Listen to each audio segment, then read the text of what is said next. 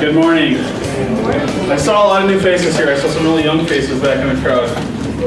Are you guys like in college, high school? What's going on? High school. That's awesome. That might be our first time having high schoolers here. That's awesome. Where are you guys from? Edgewood. Very cool. So did your instructor send you here? Stand up and take a bow. Yeah, let's see it.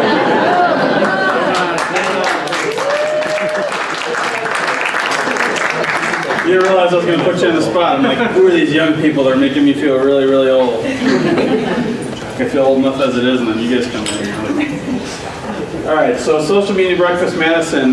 So we know that these are new faces. Who else is here for the first time today? All right. A handful. Thanks for coming. And we got a bunch of veterans, it looks like, people that have been here from the start. So we're going to start on kind of a sad note. Some of you may and some of you may not know Al Zobel. He passed away this Sunday. He had been struggling with, he had a brain tumor and he had it removed, and he was recuperating, and it didn't work out. They're having a memorial service for him tomorrow at Crest Funeral Home. And memorials, rather than flowers or money to the family, they're asking that you make donations to Geo's Garden, which is a local charity that offers respite care for children with developmental disabilities. Is that right? Ron's here, right? Yeah, that's correct. Is that a proper description of what your organization does? That's exactly what we do. So Ron was friends with Al, as I was. I haven't known him as long. He was a great guy. He was one of the guys that was in the basement of Tallulah with us when we had 40 people and we hadn't grown into this large group that we are. Was always really engaged and helped us out. He hosted us in July last year, and just a great guy. When he got sick about 10 months ago, we put together a little card that Renee did for us. It was a canvas with everybody's signature, and we asked, what can we get you, what do you need? And he said, cigars and scotch. So we got him a bottle of scotch and we got him a card. We hadn't really seen much of him, but he was still doing tweets and Facebook stuff. I think his daughter might have been helping him in some cases, but right till the very end, he was checking in on Foursquare. So we wanted to say something nice about Al, and we wanted to just take a moment and just have a moment of silence in his honor. So bow your heads.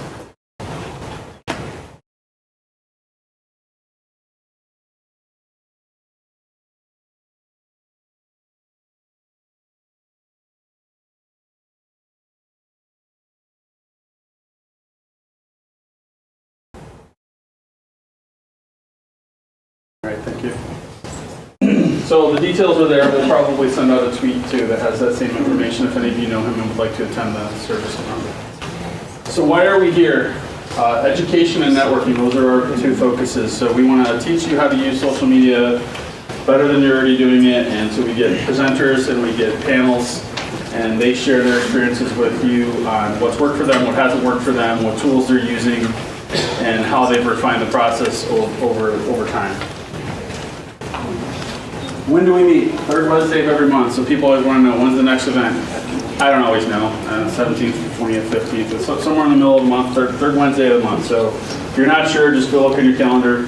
Put the third Wednesday, then that's when we're going to have the event. I think one time we did on the fourth Wednesday, and it was a month where there was 5, and we were struggling to figure out where we were going to be and who was going to speak. That was back in the days of our struggles. Now we're booked out till the end of the year, and we have venues lined up, and we have sponsors lined up, and our group is blown up thanks to all you folks. So those are the things we need to worry about so much. So we're going to be consistently on the third Wednesday of the month. We try to switch up the location. I think right now we're tentatively penciled in to be, we'll be in Sun Prairie next month at Wisconsin Distributors, and I think the rest of the year we'll be at the Memorial Union.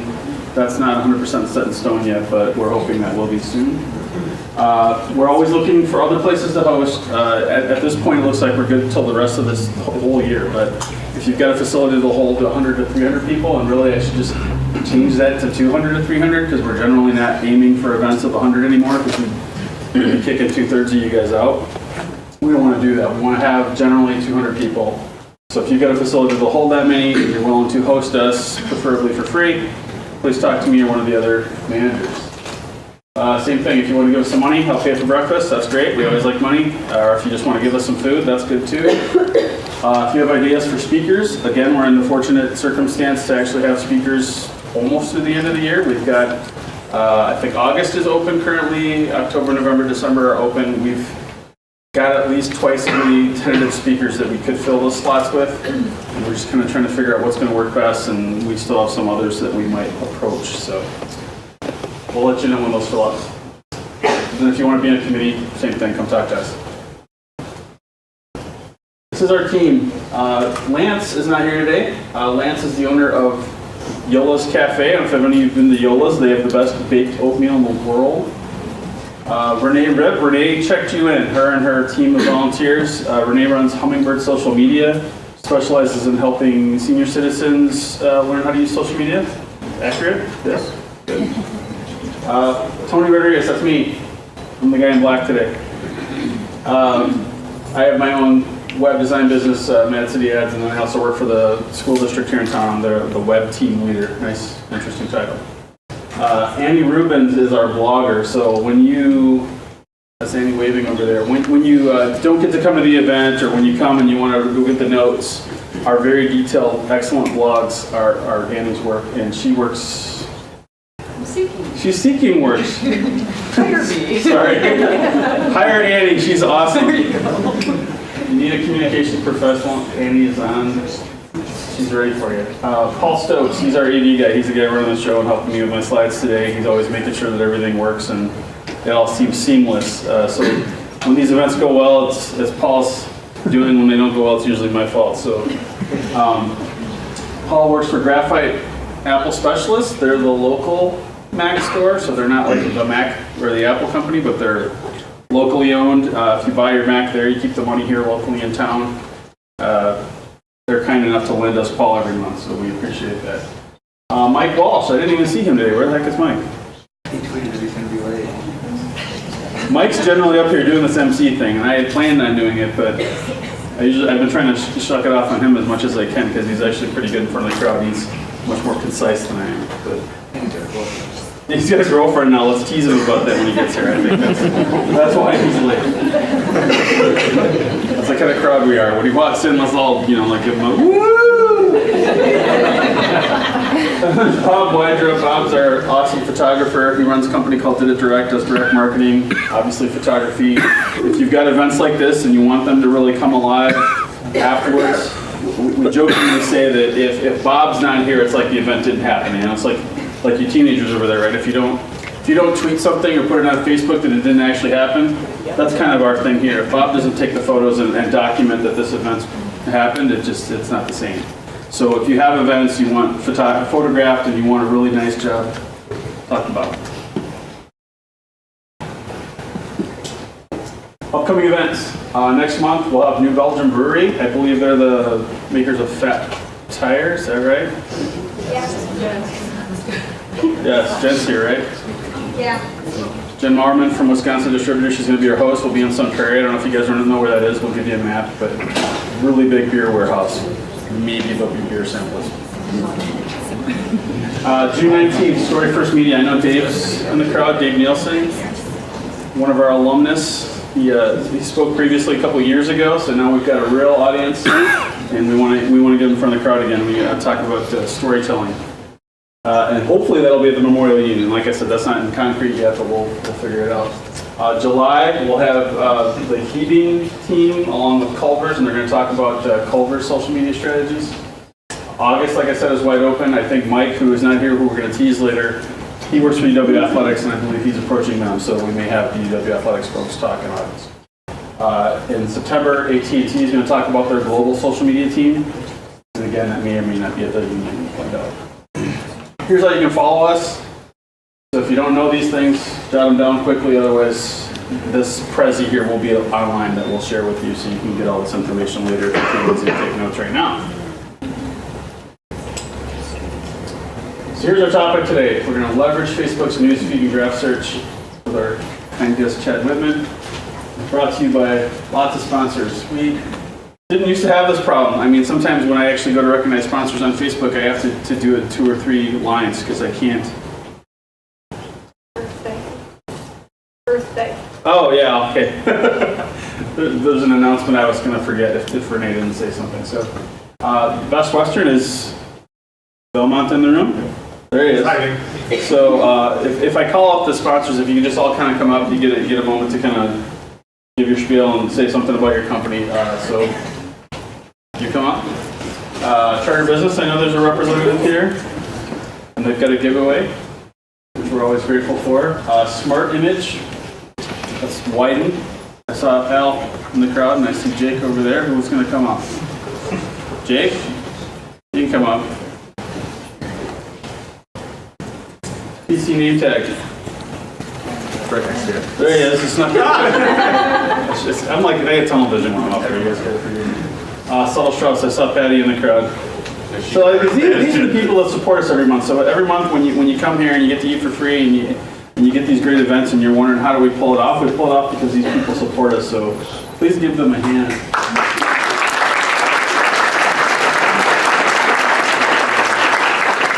I didn't see Greg. Greg Monday is our attorney. He's helping us become a formal nonprofit. We'll be a 501c3 like in a couple of days. I think we've got all our paperwork turned in. And he's doing that pro bono. We just have to pay the fees to the state. So Reinhardt Law here in town.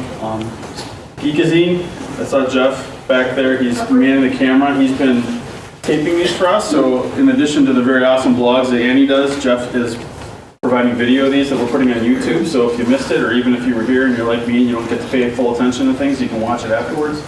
So Jeff, if you want to come up here too, that'd be great. Bob from Did It Direct, as I introduced before, and Melissa Carlson, who generally just sits, doesn't want to make a big fuss.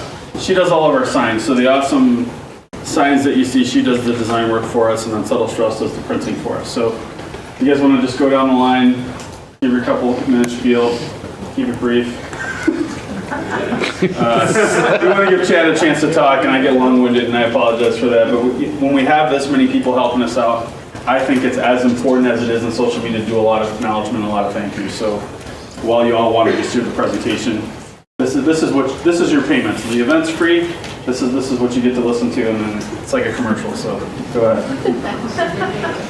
So I'm Aaron McAndrews with PC Name Tag. We're more than just name tags. We provide the name tags here, but we also do lanyards and bags and totes and water bottles and really anything you need to put on that registration table when you're taking care of a crowd from 50 to 50,000 we can handle. So think about PC Name Tag the next time you have a group getting together. Hi, I'm Belmont. I'm the Sales and Banquet and Media and Marketing Coordinator for the Best Western in Towner here where you are. Oh, God, you're gonna put me on a mic? Are you crazy? All right. I just wanted to say welcome to everybody. Thank you so much for coming. I love hosting these things. And you know what? Thank you so much. I can't say anything else.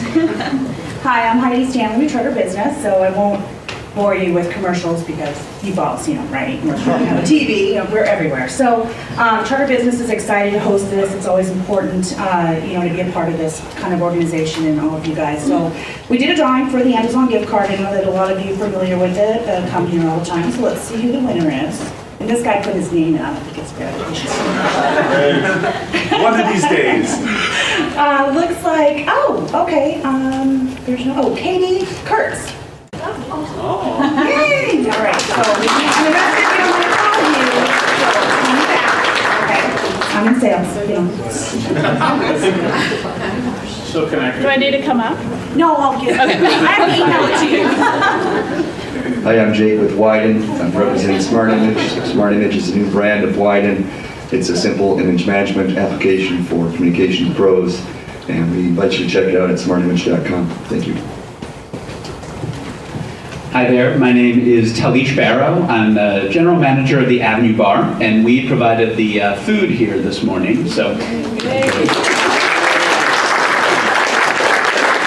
you. I get the applause, but that guy over there cooked it. So that is Chef Chris McKee. He has been with the Avenue Bar for about 4 months, and the other person that helped prepare the food is Mary Hutchinson, who has been there for 43 years. So really, yes, I know. For some of you, that is 3 times as long as you've been alive. So we have a really, that's actually a great indication of what's going on at the Avenue right now. There's like the tradition and the authentic sort of legacy that's been there, but then there's also a bunch of new people and sort of new energy. So come check it out if you have not been in a while, or if you've never been. On your seats, hopefully now in your hands, there's a little packet, there's a brunch menu, there's also a little Facebook card. I don't know if y'all have heard of it, it's a new thing. We're just trying it out, Facebook. I think it's gonna be big, should really look into it. There's also actually something worth something, it's a fish fry, 2 for 1, so fish fry, we're known for it. Have it all the time, not just on Fridays, so feel free to check it out. There's also reservations, we take them, so if you want to kind of call ahead. Large groups, events, something even this size we could accommodate, so please stop by the Avenue. Thanks. Yeah. Hi, I'm Patty Stempensky from Subtle Strauss. Subtle Strauss is a marketing communications company. We offer everything from traditional, conventional print all the way through technology solutions, helping bring together your multi-channel program. And we're proud to be a sponsor of Social Media Breakfast. Thanks. Good morning, everybody. How's everybody feeling? It's the morning. Okay, lots of new faces. I'm Bob Wydra. I spent a good long time in corporate marketing, direct mail, all kinds of direct mail things back in the day, and now I'm doing photography, and I know a lot about marketing, so I'm having the time of my life. And if you need photography and someone that knows social spaces and how to capitalize on it, I would love to help you. Thanks. Hi, I'm Jeffrey Powers. I run a website called Geekazine. Think magazine, put in a geek, you got Geekazine. I'm also one of the big podcasters in the Madison area, so if you're interested in getting into podcasting, contact me and let's talk a little bit about how we can get you set up and going from there. You can also check out my many websites. Geekazine.com is one of them. How to Record Podcasts is another one. I'm also the community manager at Google Plus's Podcasters group, which we have 1,700 strong. So if you have any questions on getting into audio or video podcasting, let me know. And of course, like they said, the video will be up a little bit later today if you want to review what was said today. Excellent. I think that's it for sponsors. We only had, 10? That's a meager amount of sponsors. So I just can't help but thank a lot of people. That's just who I am. So, sorry I guess. I'd like to thank Tony because he never ever gets any credit around here for all the work he does.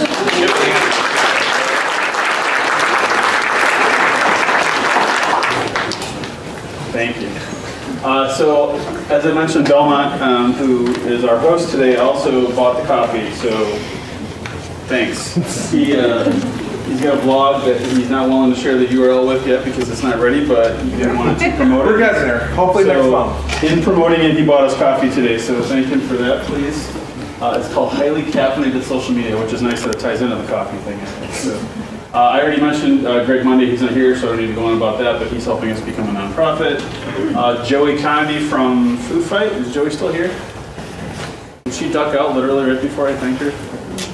Okay, so Joey was my main contact, and she was the one that helped us coordinate all the food, and we're really appreciative. And she helped us last time we were here too, so thank her. Carrie Beck is in the audience. Carrie's our other team member. She's our LinkedIn queen, and she helps us kind of keep people informed in that space. And then we've got Krista Crittabug. Where's Krista? She's got 80,000 tweets. There she is in the corner. See, she's embarrassed when I say that because it's ridiculous, but like. I had like 5,000 and I brag about it, but when we really wanted somebody who could do a good job on Twitter, we couldn't think of anybody better because she is physically like welded to her phone. So when you see the really clever and useful tweets coming from our group, that's Krista probably. Our hashtag today, SMBMad. So if you are a Twitter user and you want people to follow the conversation, it makes sense that whatever you tweet, you add this to it. And so those watching from home can kind of follow it. And after all the stuff that I said, we finally get to the presenter. So, birthday? We just wanted a moment of attention. All right, thanks for having me. Thanks for all the promotion there. My name's Chad Wittman. I'm the founder of EdDrink Checker. Basically, we analyze and try to understand EdDrink. To give you a little background on kind of how I got into understanding EdDrink, it looks like we're a little cut off on the top. There's a title up there. I don't know if anyone moves that down or I don't know. But it says leveraging the newsfeed, and I'm here to talk to you today about Facebook's newsfeed and Facebook's graph search. Those are two things that are kind of important in changing and kind of the dynamic place of marketing on Facebook. So to give you a little background, kind of where this all came about, I was a VP of social media at an agency down in Daytona Beach, Florida. I am from Appleton, Wisconsin, so Wisconsin's my home state, and I went to college at Eau Claire. I got waitlisted at Madison, so thank you, Madison. I was never a great student though, so I don't feel bad. I was too focused on doing businesses anyways. But, so basically I was doing social media management. We were publishing, I had about 10 accounts that I managed. We were publishing out content in newsfeed, and I didn't really understand why certain objects were getting certain engagement or certain impressions. They only showed impressions back then. Facebook Insights sucked back then, still kind of sucks now. But basically we would analyze, we were trying to figure out the difference between why this stuff would happen. In that 2010, Facebook came out and they explained that they basically had an algorithm called EdDrink that was determining this newsfeed.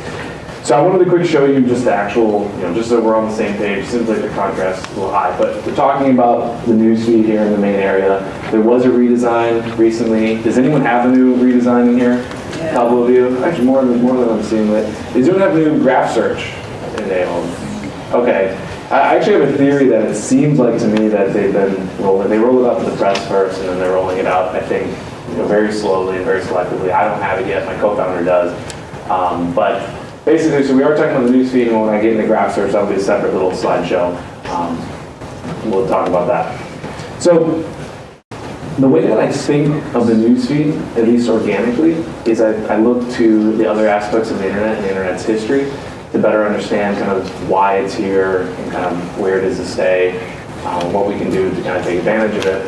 And so when I look at this, I take a look at something like Google, and obviously we know most people ignore the paid ads, similar to kind of Facebook stuff. They also have ads over here. But the way I look at EdDrink and the Facebook newsfeed is basically you're trying to become these organic search results. So without diving into the whole SEO stuff, I think that basically optimizing for Facebook's newsfeed is the new SEO for Facebook. And that's something we actually market towards. We market towards a lot of people transitioning from all this SEO analysis into newsfeed analysis. And that's where EdDrink Checker comes in, and that's where my kind of focus comes in. So basically I sat down when I heard about EdDrink, and I really just wanted to figure out how it worked. And so I basically dedicated myself, came up with a little tool, EdDrinkChecker.com. It was this horrible little widget, but it did basically one thing, and it understood the effect of EdDrink on your page's content. It kind of blew up.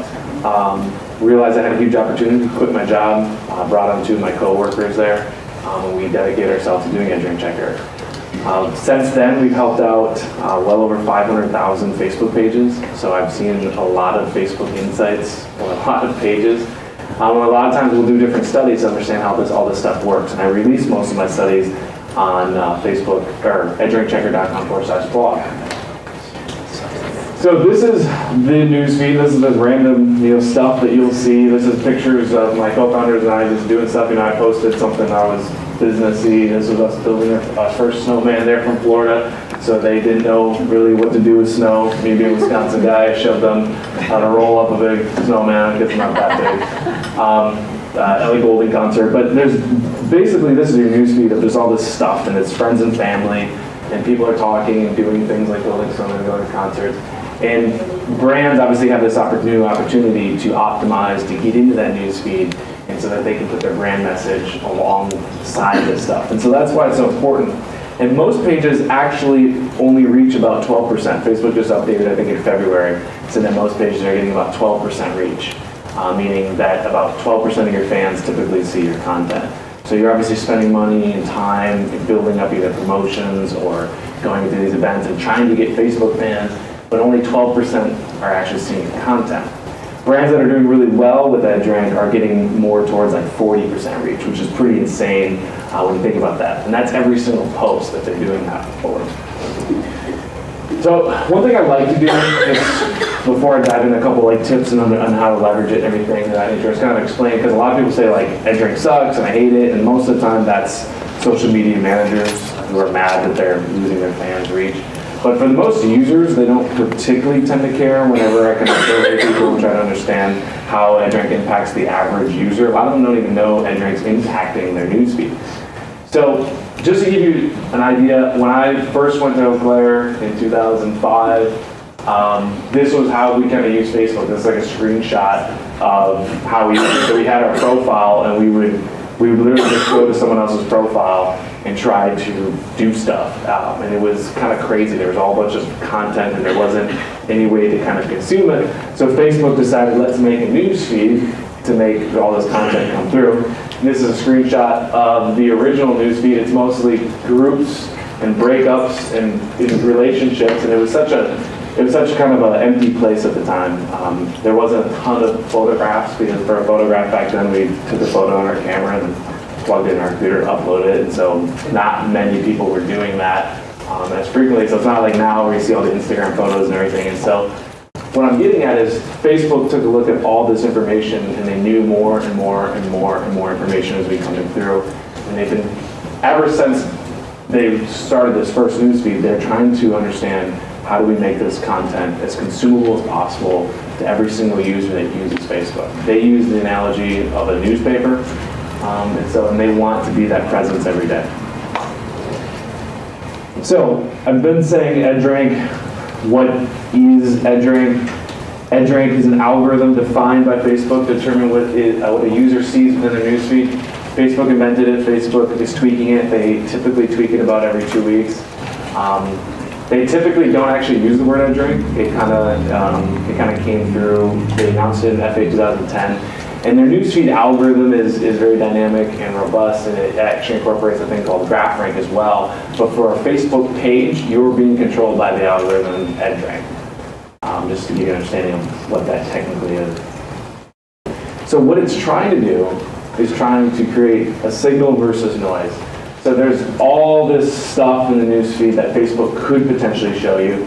And actually, there was this link that I found on TechCrunch that had an unfiltered newsfeed completely. And so I compared it to the most recent feed, which is what you would think as being unfiltered. And then we actually found there was something like 60% of pages posts that existed during this time period were filtered through the most recent filter.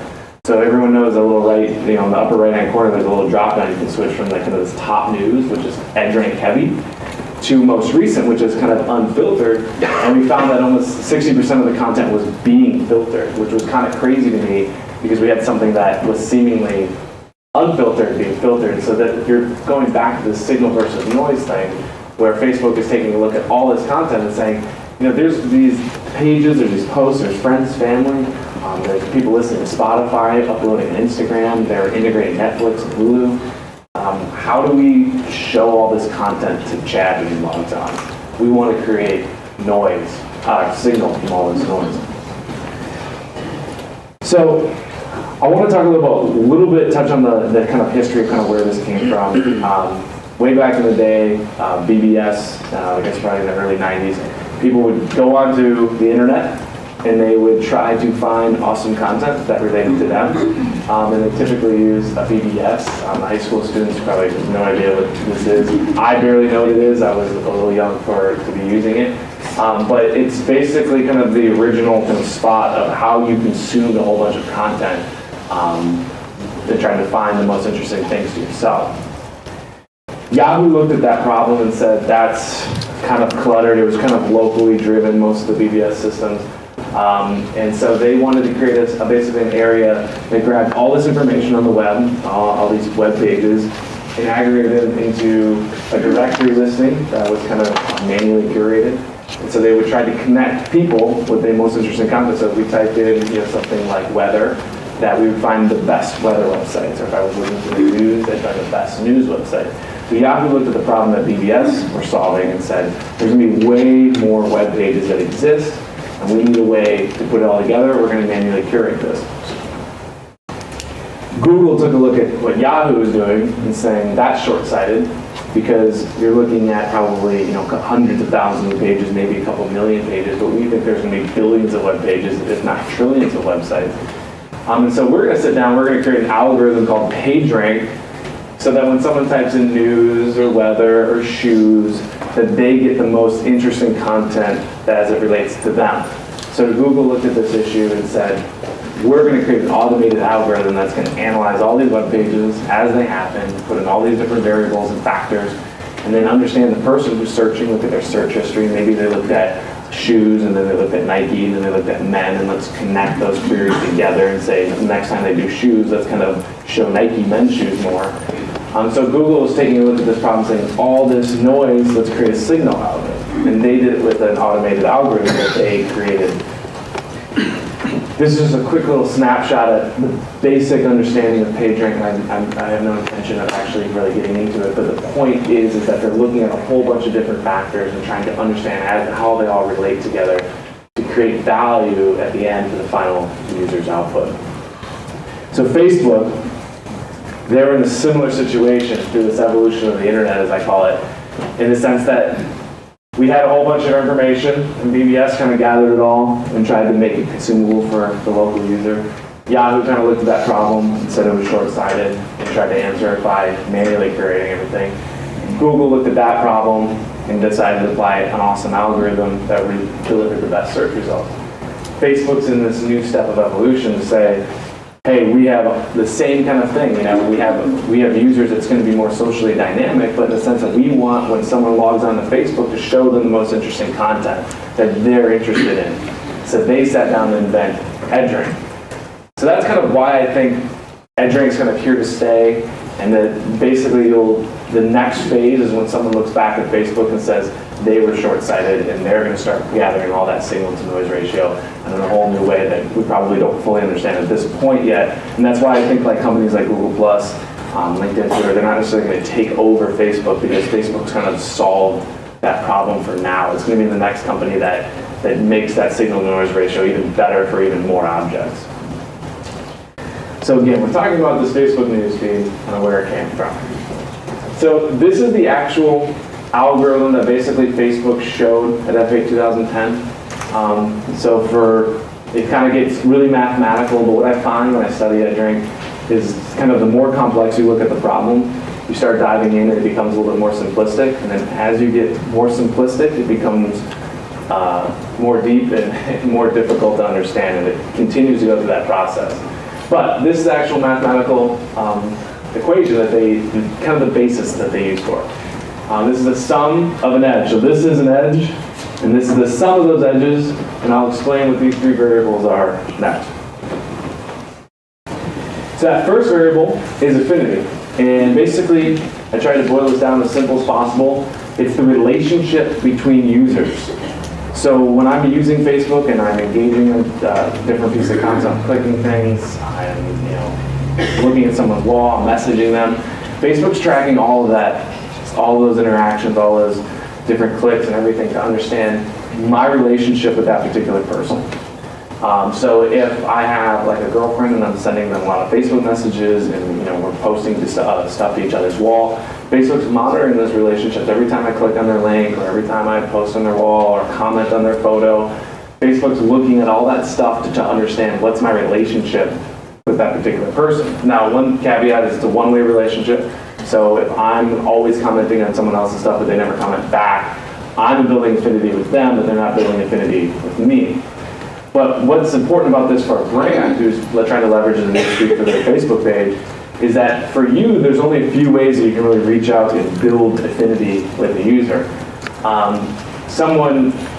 You can basically, if you can get someone to come to your page, send you a private message, comment on your stuff, all the different aspects that they can do to your page. But most people are going to reach their fans through the newsfeed, and they're going to do it through engaging them with likes, comments, and shares, and clicks of those particular posts that they're publishing in the newsfeed.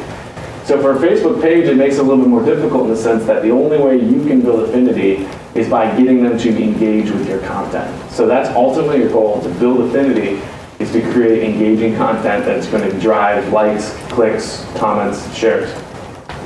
And I'll dive into this next part right here. So the next variable, increase engagement. You increase your affinity with those users. So Facebook's going to look at your Facebook page, and let's say we're the NBA Facebook page. So if we publish a thing about Kobe Bryant, and we get 10,000 people to like our status update, we've just built affinity with those 10,000 people. So the next time we publish a piece of content, we're a little bit more likely for them to see this post, those 10,000 people who engage with us. The next variable is weight. So basically, we're taking a look at the quality of an interaction on the edge. So what this basically means in layman terms is, what is this thing and how important is it? So Facebook looks at things like likes, clicks, comments, shares. They also create the weight of edge different status types, so like status update, a photo, link, etc., like questions, all the different things you can do to publish out in the newsfeed. They assign a weight to it. So it's basically Facebook's system of saying, how important was this interaction?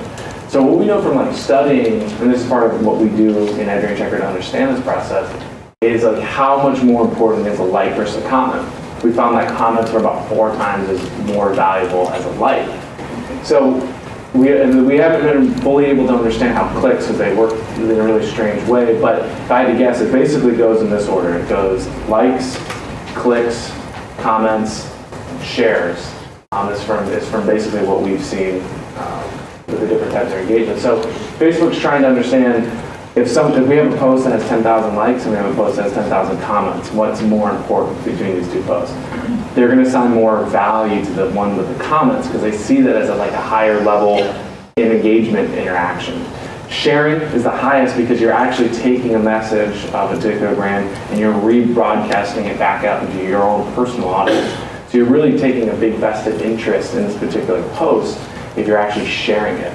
So basically the rule of thumb I do with anything when it comes to status updates, trying to understand the weight of any object in Facebook, is basically take a look at how much effort as a Facebook fan do I have to do to basically get, how much effort do I have to do in order to do what I'm trying to do, if that makes any sense. So to click on a link or to click like is a fairly simple, lightweight object. I just simply move my mouse over and click. I don't have to think anything, I can just consume.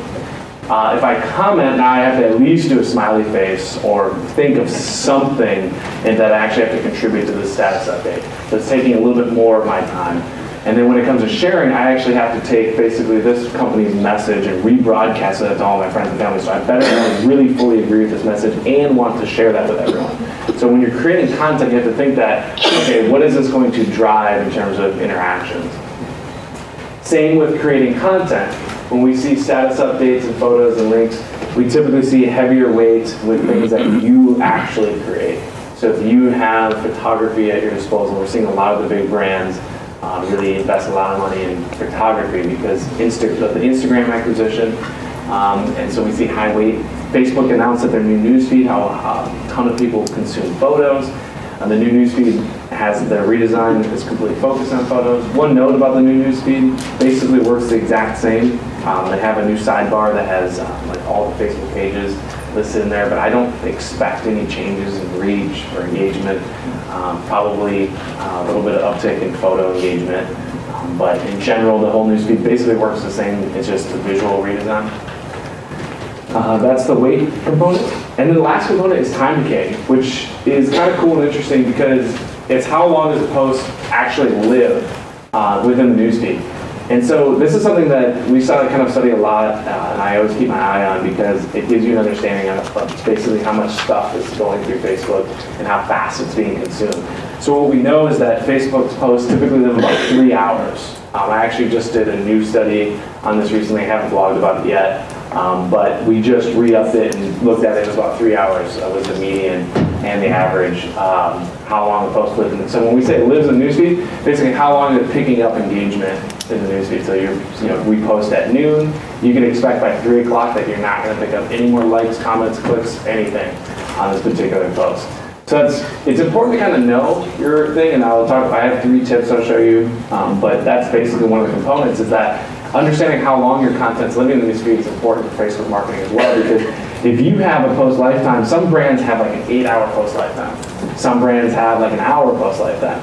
If you have an hour, you can go ahead and we can publish a little bit more frequently because your audience, your posts are kind of hitting the newsfeed and it's acting more like Twitter for you. It hops on the newsfeed, it picks up whatever engagement, clicks, likes, comments, whatever it's going to pick up, and then it dies. You can follow that up in 2 hours, 3 hours later because you only have about an hour before that post dies. And you never want to post within while another post is live. And the reason for that is that Facebook will only give you basically visibility of one. It cannibalizes the other one. So if you have 2 posts out there living, one will kill the other. It doesn't necessarily always have to be done in little studies. It doesn't have to be the first one. It doesn't necessarily always die when the second one comes. Sometimes the second one is killed off by the first one if it's strong. Point being is that you want to understand how long they're living. If you have an 8-hour post lifetime, you're not going to want to follow up any status updates for the next 8 hours to make sure that post lives its length in the newsfeed. And if you're running a promotion or anything, that's when you can use paid media then to amplify that lifetime if you need it to extend past the organic lifetime value. Okay, so I talked a little bit about where iDrink came from, why it's important, what it technically is. But more importantly, and as I said before, as you dive deep into this stuff, it gets really simple and then it becomes really complex and it becomes simple again. And the bottom line is to improve the average drink of your content. I provide 3 little tips here to basically help you understand it. The general concept of improving your drink is improving engagement. So like with drink Checker, what we're really doing is we first and foremost give you analysis of understanding how drink impacts your content. The second thing that we're doing is we're doing engagement optimization. So we're trying to understand what times of day best work for your users, how long your content is living, what content types do people like your photos in the mornings as opposed to links in the afternoon. And it'd be really important to understand that because let's say you're a brand that's heavy in New York City or something and you have a heavy commuting audience in the morning in the subway and the subway has horrible reception and people are not necessarily wanting to watch videos. They might be looking at more status updates and photos as opposed to links and videos. Maybe at 1 o'clock in the afternoon, they're more likely to engage with the videos. So we're analyzing that stuff to better understand how it all works together so you can optimize for that. One other thing too to keep in mind is some audiences are very blue collar and may not have internet access during the workday. Whereas your audience may be white collar and have a ton of internet access during the day. So understanding all those different aspects helps improve optimization and engagement. For a brand that understands this, they're getting about 3 or 4 times the amount of the average reach. So the average reach talks about 12%. For smaller pages, it's a little bit higher. But the brands that are doing awesome, they're getting 3 to 4 times the amount of reach. And what that means is they're getting 3 or 4 times the amount of exposure, which hopefully is 3 to 4 amount of times of clicks, which hopefully is 3 to 4 times the amount of sales and ultimately ROI for investment. So basically they're returning on their money that they've already invested. So it's just an automatic boost to their ROI. So first and foremost, my first tip is call to action. And you've probably seen this in the newsfeed from brands. They've kind of taken this tip and run with it. You'll see a ton of click like if you agree and comment if you disagree. And that's not a horrible strategy. It just kind of gets played out.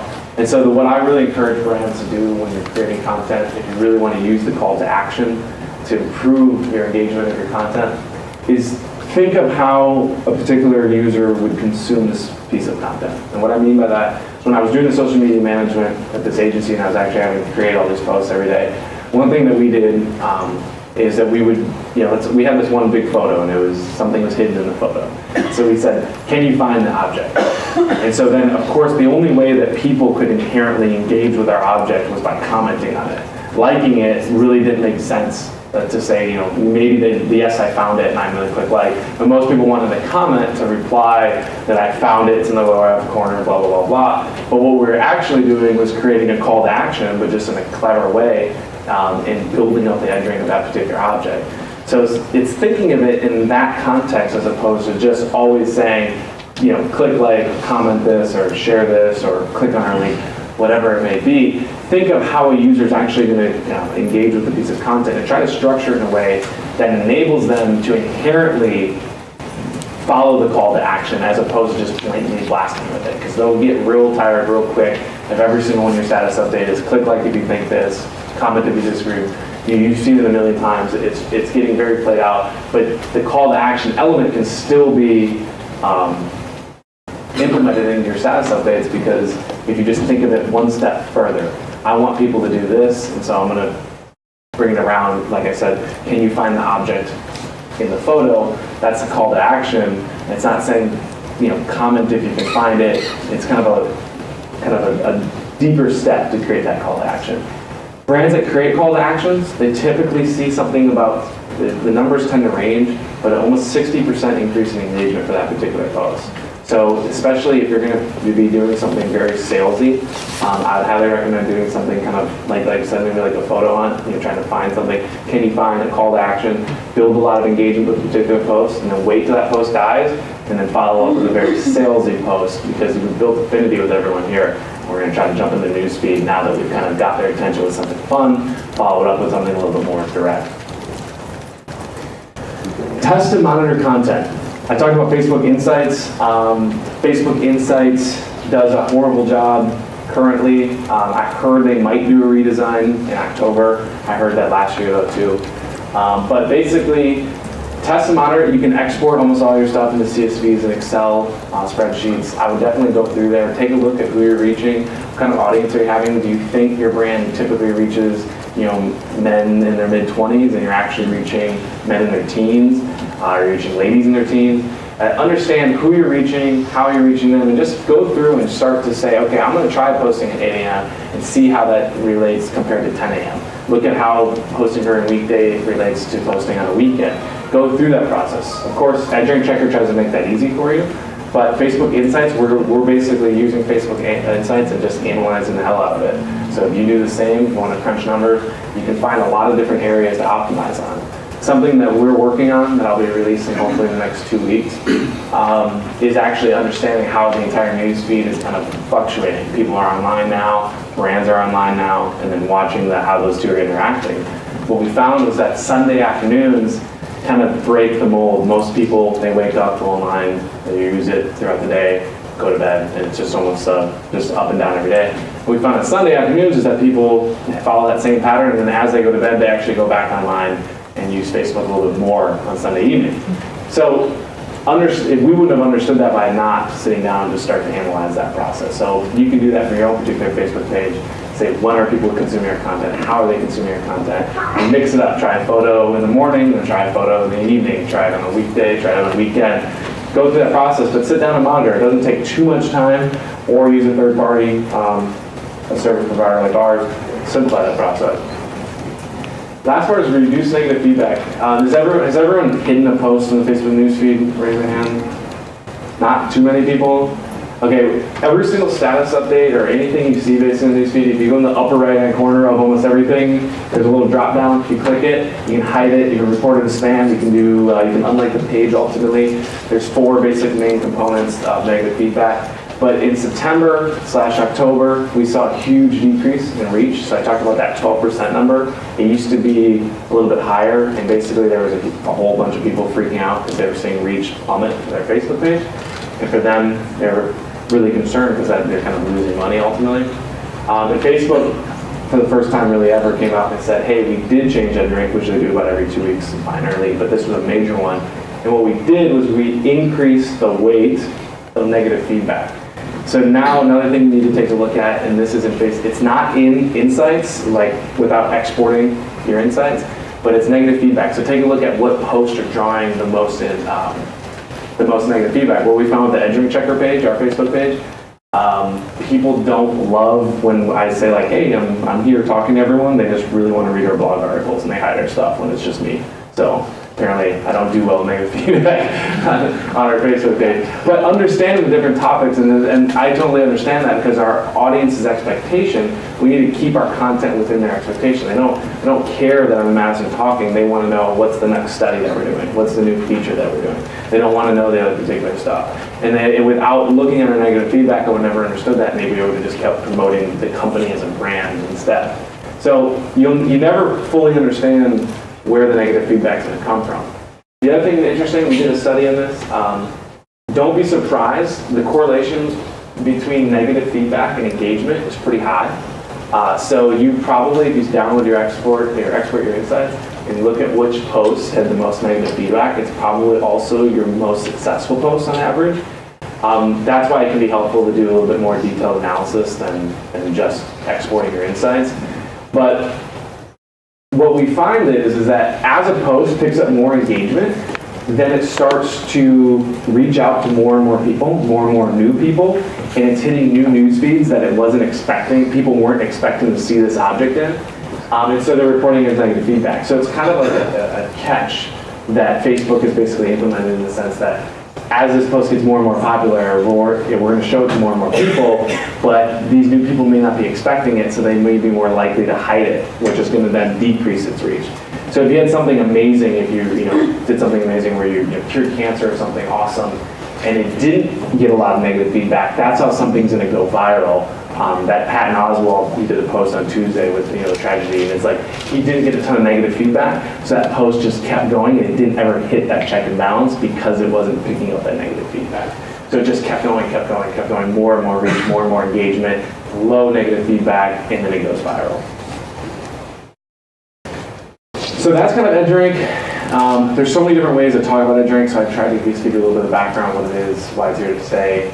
EdDrinkChecker.com, probably said it a million times, apologize.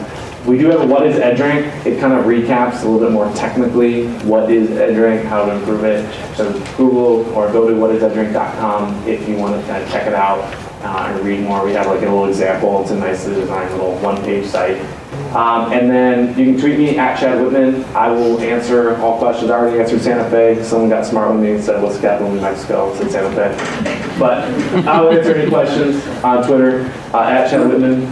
And how are we doing on time? About 5 minutes till 9, and then we have the room until, I don't know, 9:30, 10. All right. So I'm going to talk about graph search. So that was the other component of this discussion. So we also, I just plugged whatisedrink.com. We also have whatisgraphsearch.com. So if you want to go to whatisgraphsearch.com and learn about graph search, go to whatisgraphsearch.com. But graph search is, I think by the raise of hands, I think we have maybe like 25, 30-ish% of people have the new search, which is graph search. Facebook unveiled it, I don't even know, like 3-4 months ago. It's getting a little bit old in that sense, but it's basically a new search bar that is really cool in terms of the language processing that they're doing is kind of mind-blowing. They're enabling you to actually type in, who are my friends. It's a really good search query, but I think that's a whole separate technical discussion. But it's basically a new way to search up on the top of the newsfeed. And so for me, it was a signal that they're trying to take on Google. They haven't started on that path yet, but they're starting that process of saying, hey, we are interested in search. We're interested in using social cues instead of just PageRank and old search queries, things of that nature. We want to look at things that you wouldn't. With Google, you have to type in, I want to find news. I think what Facebook's trying to do is kind of I know Google's working on the Star Trek mentality in the sense that the search engine would tell you it knows what you're looking for. Maybe if I'm driving around and I'm lost as hell, my search would be like directions to the last place that I search. It would preemptively help you. So Facebook's kind of tackling this problem, and this first iteration, their beta of it, is pretty simplistic, but you can see some of the underlying components of kind of where they're trying to go with it. So what it is, it's Facebook's technology for finding people and things that are socially connected. That's how Facebook defines graph search. What is it for? Their particular models right now is find people who share your interests, explore your world through photos, discover restaurants, music, and more. What I think that's interesting is a couple of case studies that they displayed when they initially unveiled this, I think were a little bit disconnected with the actual user base. One of their things was like, hey, are you going to Manhattan? Find out who your friends are in Manhattan. And it's like, I don't know, the average Facebook user is the average Walmart customer, and the average Walmart customer is the average American. And I don't know how many people are just like, oh, I'm just going to Manhattan and I just want to know, for the weekend, see who's there. I don't think they fully grasp, you got to think, they're isolated. They're a multi-billion-dollar company. They have a ton of wealth. They're probably all, basically economically in the upper class. And they think of how Facebook is cool and how to do it, but I don't think they actually fully understand how people actually use Facebook, and I think you can see that with some of these things. So, but this is how they describe it, and I think some of this is cool, like explore your road through photos. I mean, kind of cool, share your interest maybe. But I think to me, discovering restaurants, music, and more is probably the most appealing thing to me, is I do want to find out what's going on around me. Maybe I maybe have a friend who I really respect in music tastes. What are some of the really cool songs that he's now listening to? That might be something that I'd be in for. So this is a lot of text, and it's a little, I'm actually cut off. But basically, how does this graph search work? It has a big search bar in the top. And basically what they're including right now is people, pages, places, apps, and groups. So it's basically the big kind of nouns of Facebook. But what they're not saying, which really disappointed me, was Facebook posts. And so for brands that are advertising on Facebook by publishing on the newsfeed, posts would be huge because then you would be able to get your content socially connected through graph search. They are working on it. I don't know if they're going to unveil it, when they're going to unveil it. But do assume that your posts will eventually make it into graph search. But right now, it's really trying to connect kind of the nouns of Facebook. The results, it returns unique results tailored to the user in the graphic search. And what it tries to do is provide incredible relevant results. And basically what they're doing is they're taking a look at a whole bunch of different factors to try to rank it in, and I'll touch on exactly how that works so that you can hopefully take advantage of it. But basically, from a simple term, the more fans you have, then the more affinity they have with you. And so if you type in something like pizza, the one with the most fans is most likely going to come up. So it always helps to have more fans in this particular situation, which is nice for them as a stock company on the stock market, because people are going to have to invest more money in acquiring more fans so they get more exposure in graph search. So basically having check-ins, fans, and being reviewed, those are going to be the kind of three easy components to kind of getting high search results in graph search. Fun fact, I don't know how fun it exactly is, because I hate Bing, but when social results are minimal, Bing search results pop up. That's just a partnership with them. You probably expect that moving forward. I think Google and Facebook are headed into not in a good place, so it'll probably be a Bing alliance for whatever that matters. Bing's probably on the way out anyways. But so how does Facebook? This is what really interests me. This is where I'll be spending most of my time moving forward with graph search. Although I'll probably be dedicating myself more to EdgeRank just because I think it has more kind of long-term value. But I'm very interested in keeping my eye on this. Basically, they use a thing called TF-IDF. Has anyone heard of that before? Okay. It is term frequency, inverse document frequency. It's a mathematical term. I think it's from like the 70s. Forget what, it's a big, like an MIT type university. So it's this kind of like older concept of basically identifying how content works within documents. So it kind of sounds big and scary, and it really isn't meant to be. But basically, I'll explain in general how it works. It's really important, and this is what will kind of get you ahead. So they don't solely rely on it to provide it, but they do use it as kind of an element. It's kind of like the EdgeRank algorithm, where they showed us kind of the general component of affinity, weight, time decay. They play around with that. It's always dynamic. It's always changing. This is kind of the same thing that probably TF-IDF, the equation I'm going to show you, is probably just the basics that they're using, and then they're probably customizing the hell out of it. But it basically is an attempt to provide a blend between popularity as well as TF-IDF to still provide context. And so what I mean by that is, so I talked about how Facebook, if you have a ton of likes or a ton of reviews or check-ins, that they're just probably going to show you search results. But that'd be too easy. So if you typed in pizza, like in Madison, we'd probably always get like Papa John's and Domino's, just like the big corporate brands. Whereas we really should be getting something more local that our friends actually care about. Friends are something that always eat there and that we're socially connected to. So what Facebook did, so this is a little sample from TechCrunch when they released it. Josh Constantine is by far the best Facebook writer out there, awesome guy. But if you search for something like books liked by founders, so I'm the founder of EdgeRank Checker, so if you were curious, other people who started little tech companies, what do we read? You won't see necessarily the most popular books as in terms of just volume sales, Da Vinci Code or the Bible, even though they are going to be one or two or in the top 3, top 5, whatever. of most liked books. But what instead you're probably going to see is something that is disproportionately liked by founders compared to the general population, thanks to TI-IDF.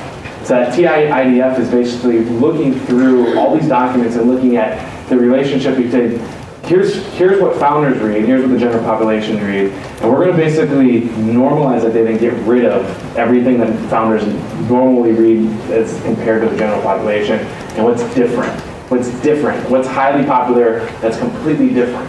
So maybe you're going to see something like surfacing or the tipping point or designed for hackers to understand, to find what you would like by founders.